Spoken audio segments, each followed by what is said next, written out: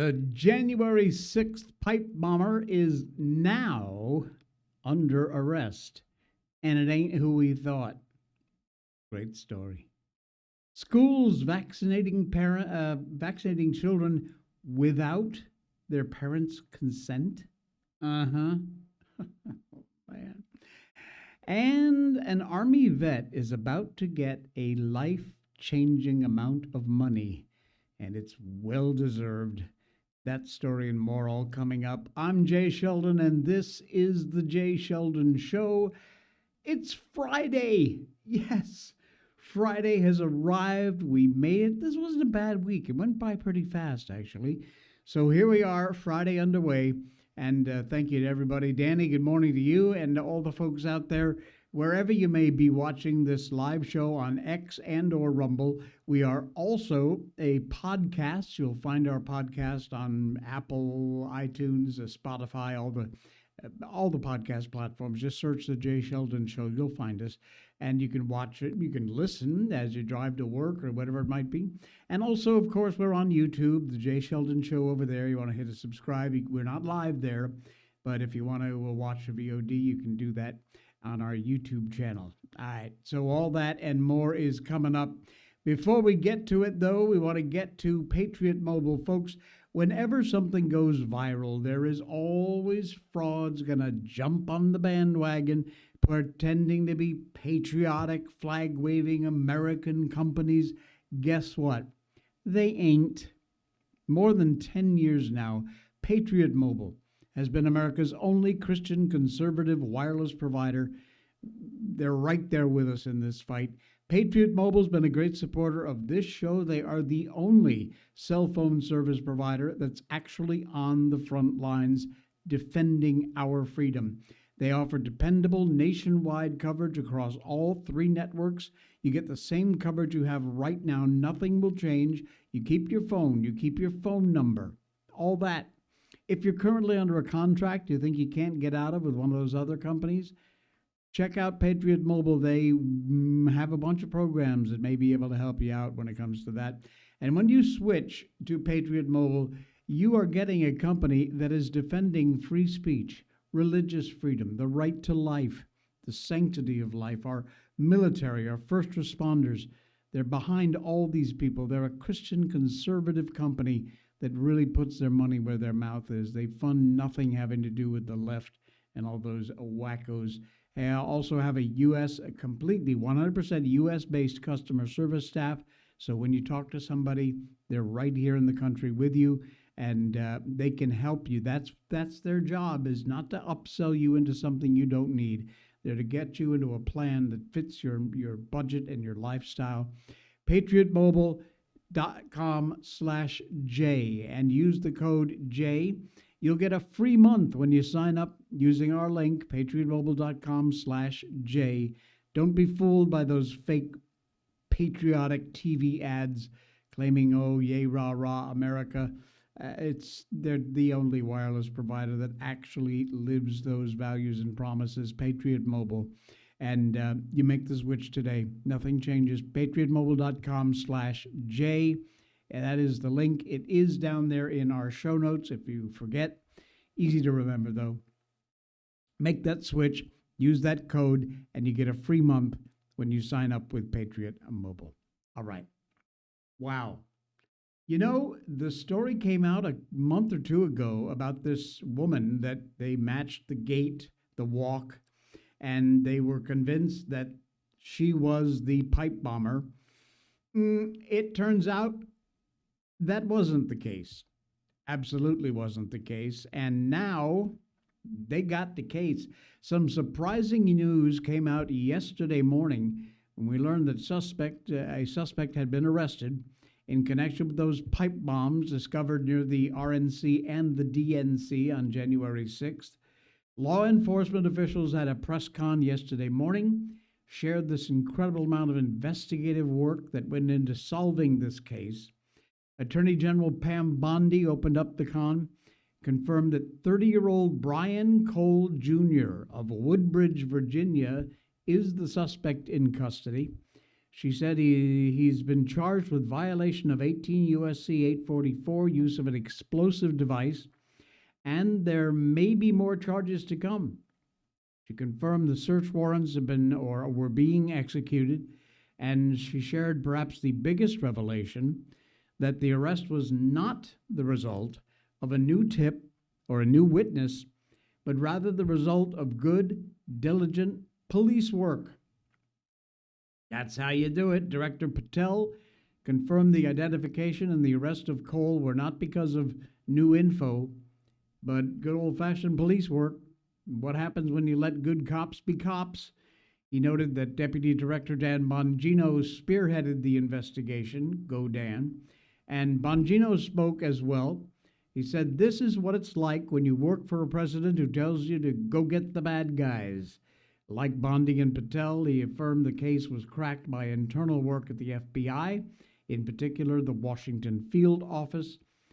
Darren Cox, assistant director in charge of the Washington Field Office, spoke and, like a lot of the other ones, highlighted the coordination and cooperation between the teams working the case to solve it, noting the amount of effort devoted to identifying the pipe bomber cannot be understated. He said that it was fortunate the bombs didn't explode, but they could have. These were actual bombs, not training devices. Live, active bombs. The team churned through massive amounts of data, more than 3 million lines of data in order to get at the suspect. U.S. Attorney for D.C. Judge Jeannie Pirro, she pointed out that 4 years, 10 months, 28 days ago, an individual placed a bomb in the vicinity of the RNC and DNC, and it was the cumulative efforts of the men and women of the FBI, the DOJ, Capitol Police, and the Metropolitan Police Department that resulted in his being identified. Pirro also said this is the administration that decided to use all efforts, put it all out there, and get the job done. Metropolitan Police Department Chief Pamela Smith said, "For nearly 5 years, the MPDs worked with the FBI's Joint Terrorism Task Force to solve this case. We don't know a whole lot about the suspect. We know a little bit, but they closed the conference with Bondi noted this was the best birthday present they could have given Bondi." Pirro went on to talk a little bit about the pipe bomber himself, and who is Ingram? Oh, Laura Ingram's Fox News show, where Judge Pirro appeared there and talked what we know about the suspect. The public had almost given up on ever knowing the answer. I know I practically had, although I thought it was kind of solved with that woman who had the matching gait from that video in the software. But Brian Cole, 30-year-old man from D.C. suburbs, charged with transporting an explosive device in interstate commerce with malicious destruction by means of explosion. Wow. Said this is a guy who is very low profile. He lives with his mother, his family. He does very little. We surveilled him, and what I can tell you is that he was always wearing his headphones. He would take the dog out. He'd go to 7-Eleven. He was very, if you would say, low-key, low profile, wasn't a lot going on. His closest friends were his family. He lives with his mom and sisters. He'd go to work for a few hours a day. His father had a bail bondsman company, and he was just a very low-key person you would never expect. He's that quiet individual you could never imagine would put a pipe bomb, be able to put it together, let alone go plant it.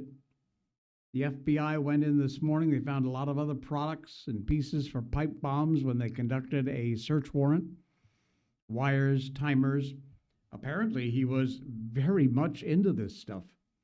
Strange case. It would be very thankful this quiet little weirdo didn't go any further or do more damage. The case is about as solid as it gets. And good, good news for a change. Got him. Let's just hope everything sticks. All right. From the good, the bad, and the ridiculous, it's always the quiet ones. Yeah, it often is. You're right. Department of Human Service. Wait a minute. DHS. Hang on. Gavin Newsom's been blasted for refusing to hand over an illegal alien. Now, why did they want this illegal alien? Well, he allegedly killed an 11-year-old child, and Newsom won't hand him over. This illegal truck driver, who somehow got issued a commercial driver's license in Newsom's California, only to kill a young newlywed couple in a crash in Oregon in November. Far from the only tragedy, as an undocumented driver mowed down an 11-year-old boy in Escondido, California. Hit and run, day before Thanksgiving. Department of Homeland Security, incredibly, authorities in the Golden State are refusing to turn over the driver, Hector Balderas Aguilar. Criminal, been deported 4 times. He's back, charged with felony hit and run for the death of this boy. Antonio Torres de Paz. Now, Baldero Ahiro pled not guilty Wednesday. The ensuing spat between Newsom and the DHS played out, of course, online. Newsom huffed and puffed and said nothing prevented the department from doing its job. However, DHS fired back with a detainer which was marked dejected or rejected. Look at this. It's right here. This is a post from Homeland Security. Where are we? Here we go. Homeland Security says, oh, wait a minute. Let's get the page up there, shall we? You're playing word games to keep an illegal alien murderer in America. California rejected the ICE detainer for an illegal alien charged with killing an 11-year-old boy. Gavin Newsom says he'll only cooperate with ICE if the criminal illegal alien is convicted. There it is, right there, rejected.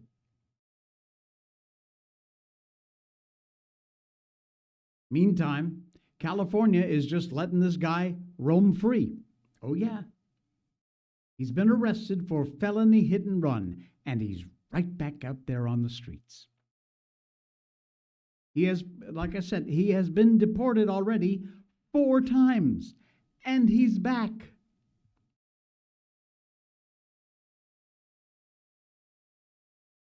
Assistant Secretary Tricia McLaughlin said the governor is just gaslighting with his wordplay.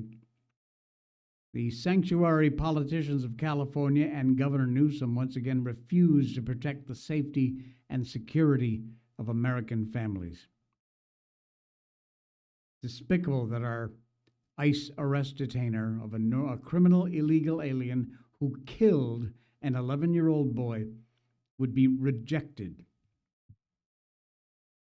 Absolutely insane. The damage that these so-called sanctuary cities and sanctuary states have done to this country is immeasurable. There's no way to put a figure on it. You can spin and hustle all Newsom wants. Fact is, at the end of the day, an 11-year-old boy is dead. And it never should have happened. Never. And yet it did. The left calls ICE and its deportation efforts under Donald Trump cruel. I say what's cruel is an 11-year-old boy who is no longer with us. the victim of a hit and run from this 4-time loser deported criminal illegal alien who had a license to drive a truck he never ever should have had.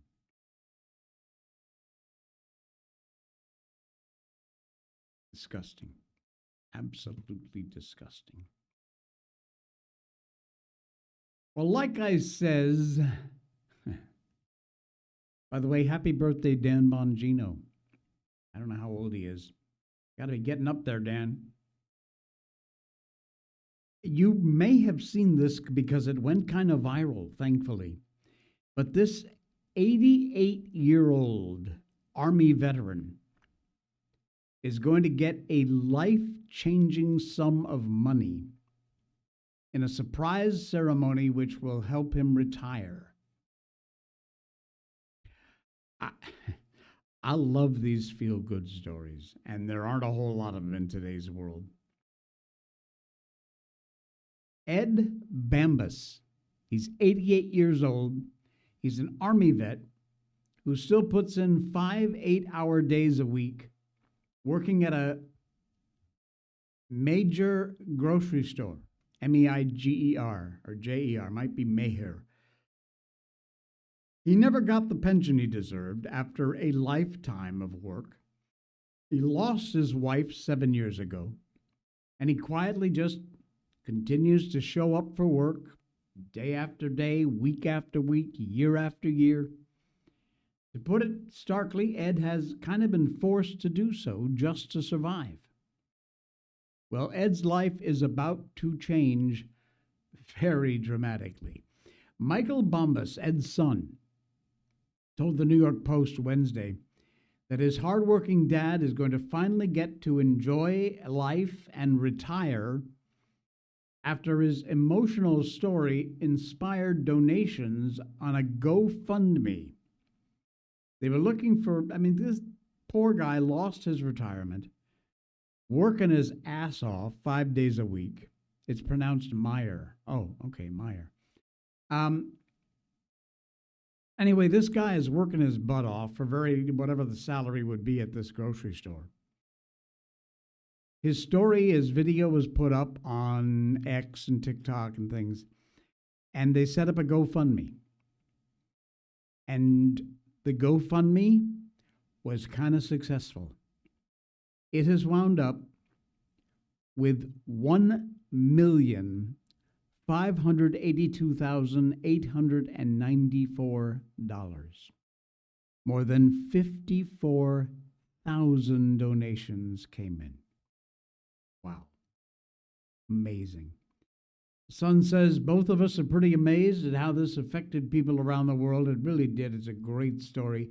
Somehow, I guess it hits a nerve with people. They can connect emotionally that makes them want to reach out and help. It's amazing how things like this bring out the best in people, ain't it, though? I know what this is going to mean to him, and it's going to change his life immensely.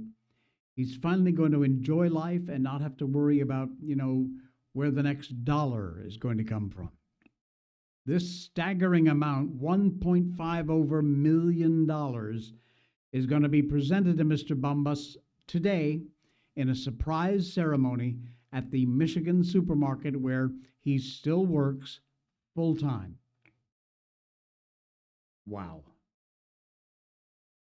He says, I'm fortunate God gave me a good enough body to be strong enough to stand here for 8.5 hours a day. Unbelievable. He lost his pension. Well, I tell you what, can we go full screen on this? I think so. All right. Here's the story behind Mr. Bombas. Said that you lost your pension? Yes, sir, I did. I was in the Army back in 1966. So you're a veteran too? Yes.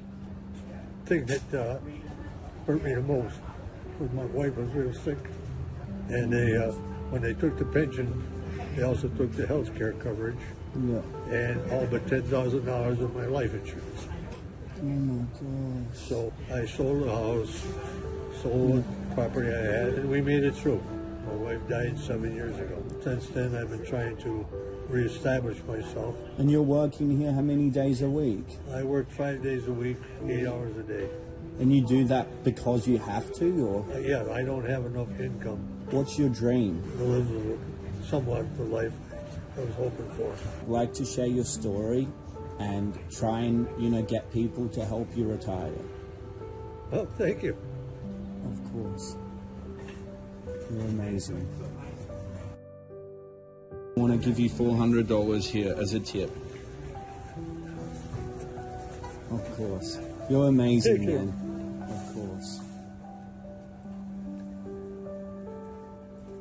I don't know what to say. It goes a long way to help me. Give you a hug? Yeah, thank you. Wow. You said that you... Absolutely incredible. And so they set up the GoFundMe, and $1.5 million. That is the goodest of the good news stories. Insane. Fantastic.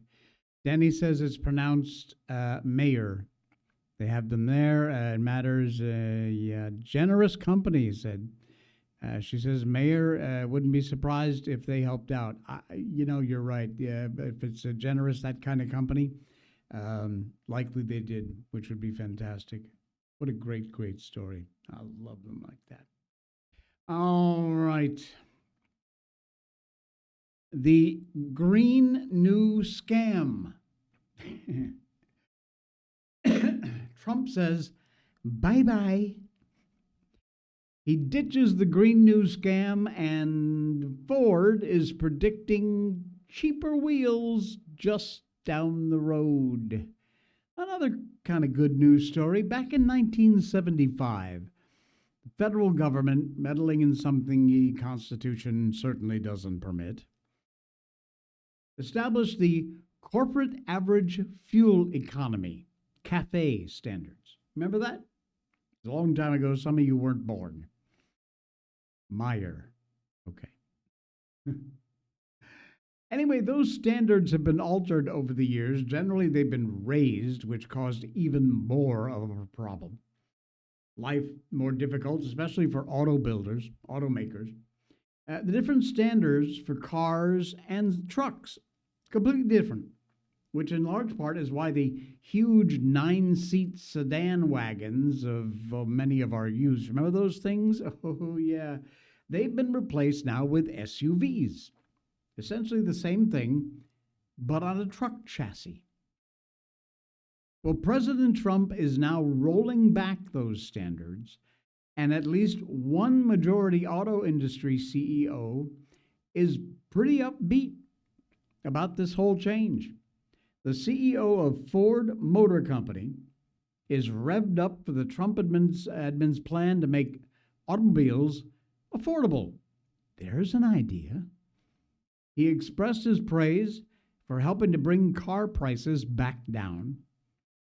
He says, what you should know is that this is a victory for affordability and common sense. As the president said, we'll be able to offer more affordability on our popular models, and we'll be able to launch new vehicles built in America that are more affordable because of this rule change. That's Jim Farley, the CEO of Ford.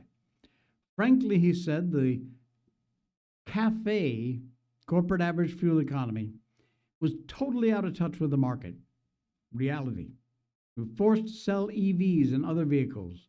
And we're not going back to gas guzzlers. We have a lot of EVs, a lot of hybrids at Ford.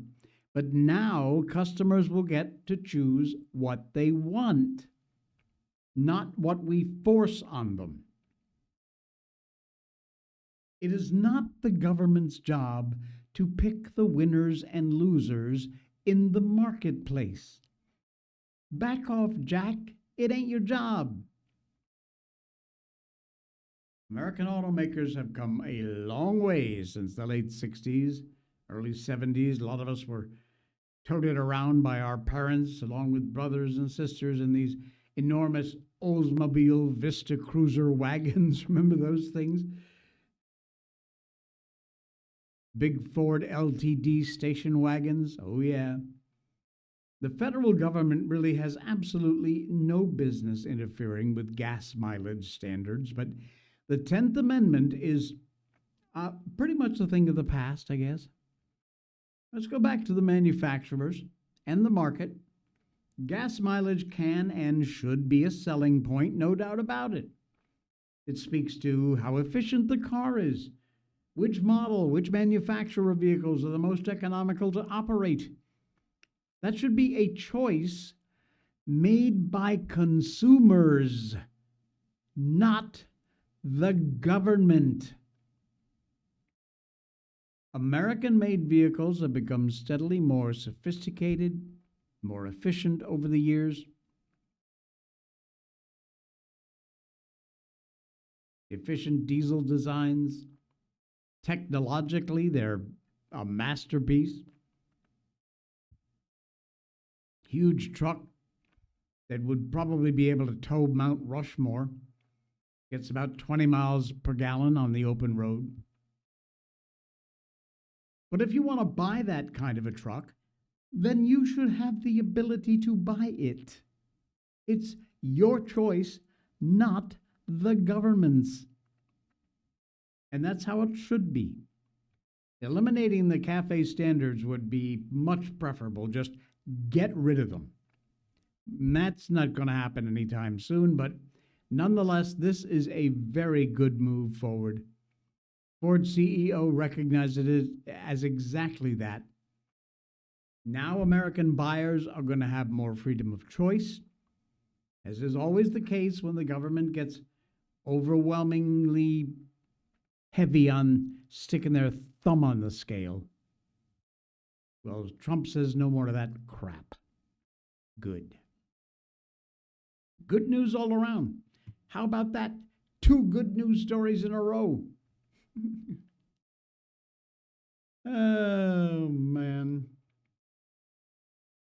You have been following, I hope, I know we have on this show, the absolute suppression of free speech over in the UK, and what an absolute mess it is.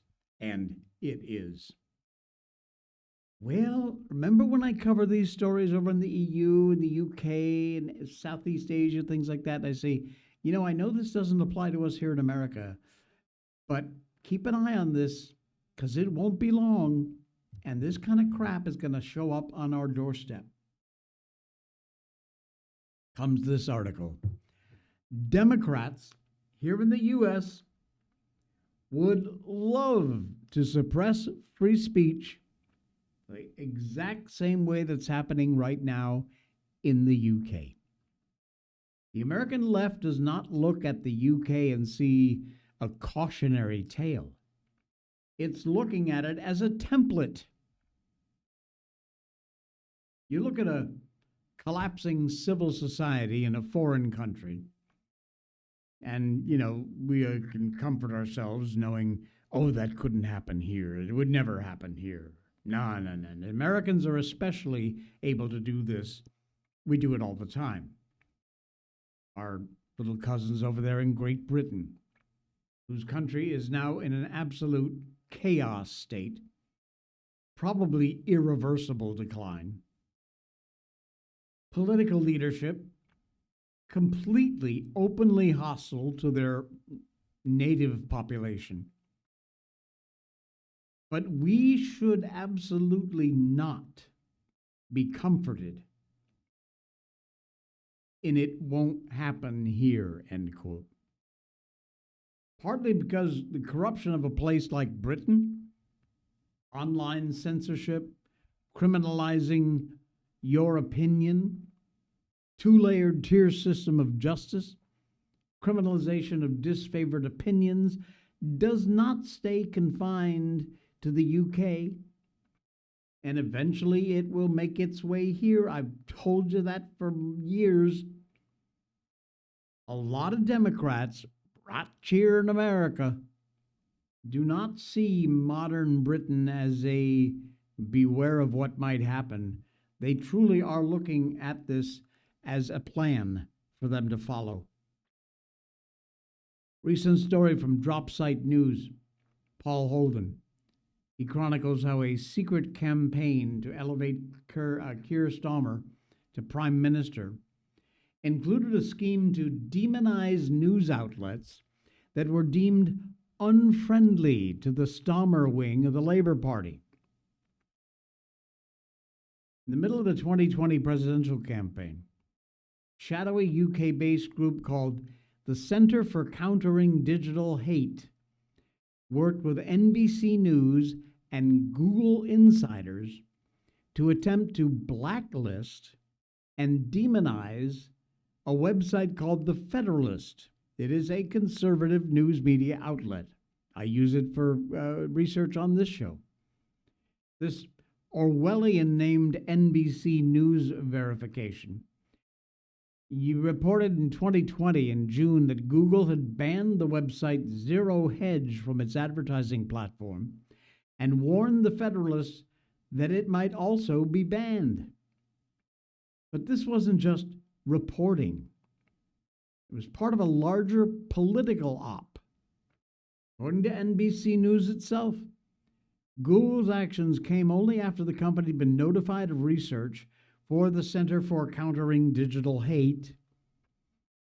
A British nonprofit combats online hate and misinformation. Yeah. They found that 10 US-based websites have published what they say are racist articles about the protest and projected that websites could make millions of dollars through Google Ads. And who notified Google about this CCDH report? NBC News did. A very transparent effort by left-wing activists at NBC News, together with left-wing activists at the CCHDSDH, to demonize and to silence the Federalist. And for what? For the crime of noticing the hypocrisy surrounding the BLM protests and the ridiculous COVID lockdowns. They were targeted. Plan developed to disfavor news outlets by going after, of course, their advertisers. Unbelievable. All the Biden administration's State Department used is now defunct Global Engagement Center to fund censorship groups like NewsGuard and Global Disinformation Index. They also targeted the Daily Wire, the Federalist. Unbelievable. And they are suing, by the way, the Daily Wire and the Federalist have a joint lawsuit against the State Department, claiming those groups, supported by the feds, sought to defund and suppress our reporting and commentary in violation of our First Amendment rights. So when we look across the pond to Britain, and we see the way this government and the political class are targeting free speech, basic civil liberties, understand that Democrats right here in the United States would like nothing more than to be able to do exactly that to us. As soon as they get another chance, you can bet your sweet bippy they will. Keep it in check. Keep them in check. Keep an eye. Repost news stories about it. Let people you know that this is going on. You think for one New York minute they wouldn't have exactly this here? Take the blinders off, folks, because they would in a new, like I said, in a New York minute.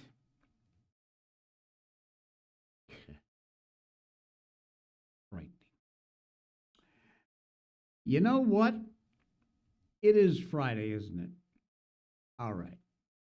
That being said, by the way, Danny, I saw your social media post. I was going to share it on the show, but it wasn't public, so I don't share things that are not open to everybody.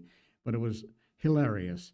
And basically, folks, it was her dog and a Christmas tree, and he wasn't exactly excited about the tree.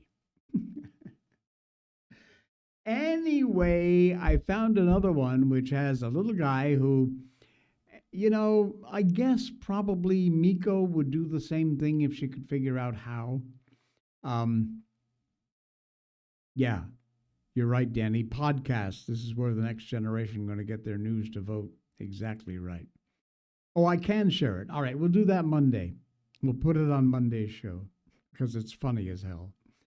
All right, let's share this one.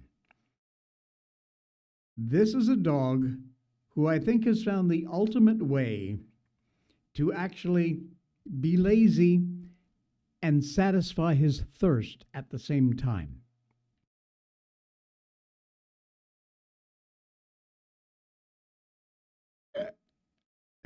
Look at that.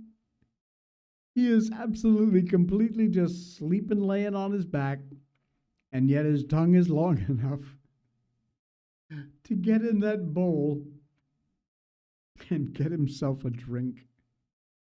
Oh, man. If I could do that, yeah, I would. I absolutely would. I promise you. Oh, man. We are going to close things off a bit early. Why? Because it's Friday and I feel like it. Enjoy your weekend. Spend it with someone you love, won't you? Thanks for the week. Thanks for popping by. We really appreciate it. Hit the thumbs up button, hit the follow, subscribe, whatever it is. Go check out our podcast, which is just the audio from this show. You can listen to it on the go. We're also on YouTube, the Jay Sheldon Show over there, and a video delayed version of the same show. We tape it and we upload it to YouTube. So you get a lot of outlets, no excuses, and let your friends know. Sharing this show, by the way, is one of the best things you can do. I mean, following, subscribing, those help the algorithm, but really to put the show in the face of other people, give them a chance to see what it's all about, that really does help a lot, and we thank you for those of you who do that. All right, we're done. We're cooked. Stick a fork in me. I am out of here. We'll see you on Monday. Enjoy your weekend. We'll see you then.